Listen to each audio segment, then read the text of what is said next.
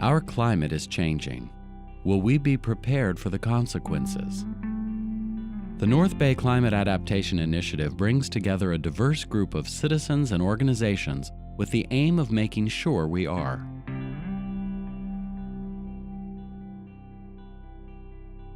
The North Bay Climate Adaptation Initiative started in 2009. Actually, it came out of a conference dreamed up here at the Laguna de Santa Rosa Foundation. They were really concerned about how do we adapt to climate change. We were working on water or wildlife or land protection, and all those things are put at risk because of the changes that the changing climate is bringing. Adaptation is when you realize that you've missed the chance to slow down. It's time to kind of brace for impact.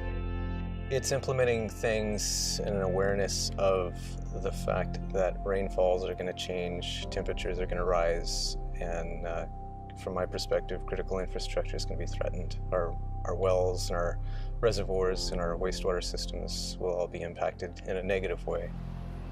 The Earth is warming. The burning of fossil fuels and the clear-cutting of forests are among the man-made activities that produce greenhouse gas emissions. The more greenhouse gas emissions, the larger the amount of climate change. We're not sure how quickly the environment's going to heat up because that depends on how well we do at reducing our greenhouse gas emissions. But we know we're in a warming trajectory. The really big uncertainty for the North Bay is whether we will get more or less rainfall. Many of the projections, however, do think that we will have more frequent droughts, like the drought that we've just experienced. And in many ways, the last 4 years in Sonoma County is very representative of what the models say will be more and more common for us in the future. I sometimes jokingly refer to the big impacts of climate change right here in this place as the 4 horsemen of the apocalypse. Drought, fire, extreme heat, and floods. Greenhouse gas-driven environmental changes pose potentially harmful impacts on public health. In some of these warmer scenarios, we may have 5 to 10 times as many hot days during the summer. When you add that up, that may mean that more than half the summer could be over 95 degrees or maybe even over 100 degrees. And I believe from the human health point of view, that's one of the biggest concerns is what about these extreme heat days and how they're going to affect our vulnerable populations, the elderly, the young, and people who have health challenges. If you're elderly or if you're poor or if you are an outdoors worker, heat's going to affect you a lot more than somebody that works in an office and that can afford to run an air conditioner on their way home or in their house. And if we have night temperatures that are higher than we're accustomed to and you're working in outdoor conditions that are hotter than you're accustomed to, eventually that takes a toll and you end up with heat exhaustion and you're either hospitalized or worse. So we need to come up with ways to cope with that. I know that that's something Sonoma County is already working on by having cooling centers where people can literally go and cool down. I think one of the next biggest problems from my point of view from the human health situation is having a secure water supply. And there are many, many people in the county who rely on their wells for water. And we know that during the drought, some people's wells were starting to go dry. So I really encourage people to participate in the basin advisory panels that have been started, where the community is coming together and thinking about how can we maximize the amount of water that we're going to keep in the ground and have that be our emergency supply for those drought years.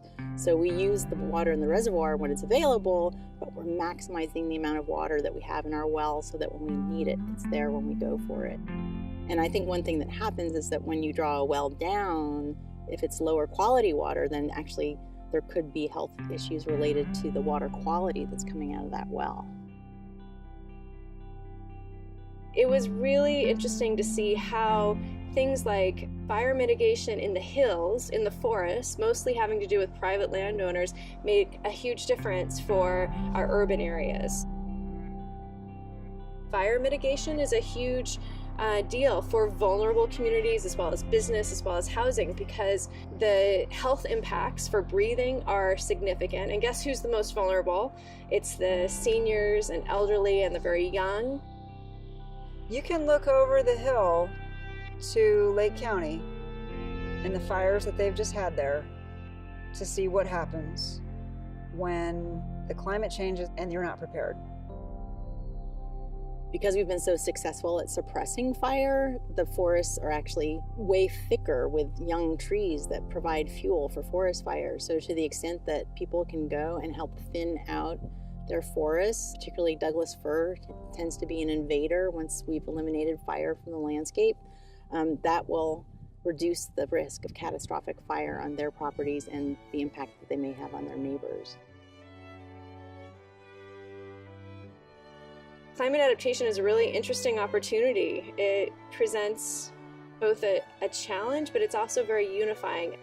Whether you're from the business world, from farms or working lands, from schools or nonprofits, you can see your connection to climate change.